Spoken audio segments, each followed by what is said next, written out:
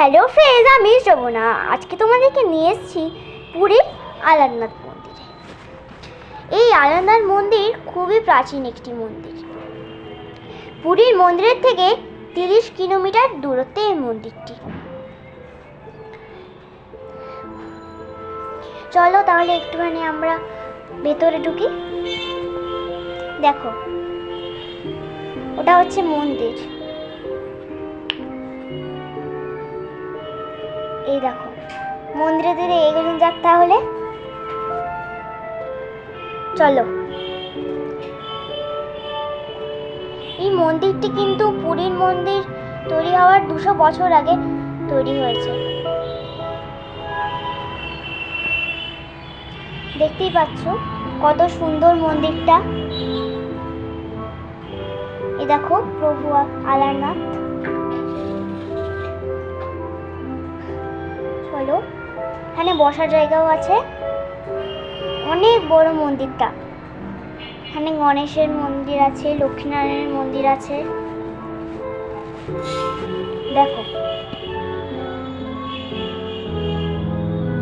চলো, এটা হচ্ছে মন্দিরের পেছন দিকটা। এই মন্দিরে যদি তোমরা আসো তোমাদের খুবই ভালো লাগবে।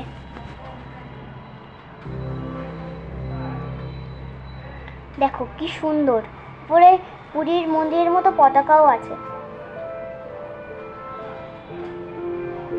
এখানে নাকি পতাকা পাল্টানো হয়। দেখো কি সুন্দর, পুরো সাদা পাথর দিয়ে তৈরি মন্দিরটা। এখানে রথের চাকা আছে,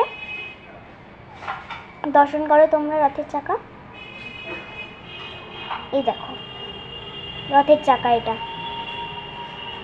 কি সুন্দর তাই না? রথের চাকাটা, রথের চাকার পুজো হচ্ছিল।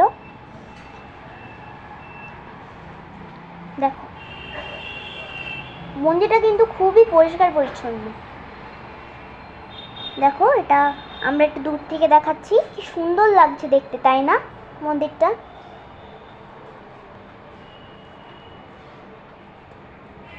দেখো,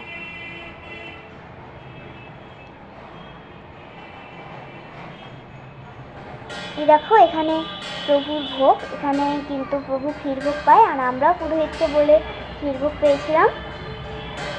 আমরা কিন্তু যখন ভোগ হচ্ছিল সেই সময় এসেছি, এই জন্য আমরা ক্ষীরভোগ পেয়েছি।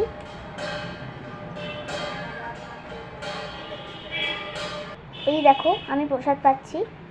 তোমরা সবাই সাবস্ক্রাইব করতে ভুলো না কেন।